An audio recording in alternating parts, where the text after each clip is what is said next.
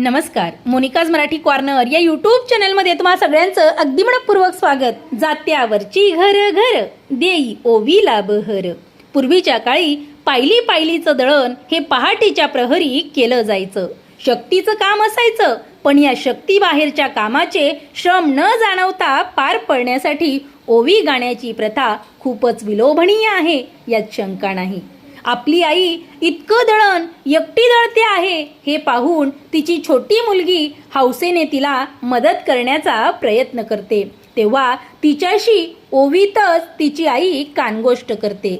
मुलीची शक्ती ही बेताची याची आईला जाणीव आहे, पण आपल्यावर प्रेम किती आहे हे पाहावे या भावनेनं ती तिला हलका हात लाव असं म्हणते आणि तिला हे झेपत नाही पाहून तिच्या कोवळ्या हातावर मायेची फुंकर घालत म्हणते, नको तू दडू लागून बस माझ्या गजवडी, नको तू दडू लागून बस माझ्या गजवडी, न लाडक्या लेकी बाईन तुझी मनगट कवडी, लाडक्या लेकी बाईन तुझी मनगट कवडी, नको तू दडू लागून मला उलीस हात लाव, नको तू दडू लागून मला उलीस हात लाव, न लाडक्या बाळाबाईन तुझ्या मयाचा अंत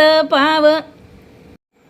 आपल्या मुलीला पुढं दळण दळता यायला पाहिजे म्हणून कदाचित ही आई तिला हात लावण्याची संधी देत असावी, कारण मुलीला वळण लावण्याचाही तो एक भाग असावा। म्हणून तर पूर्वीच्या बायका म्हणायच्यात की आधी आईची सून व्हावं लागतं आणि नंतर सासूची।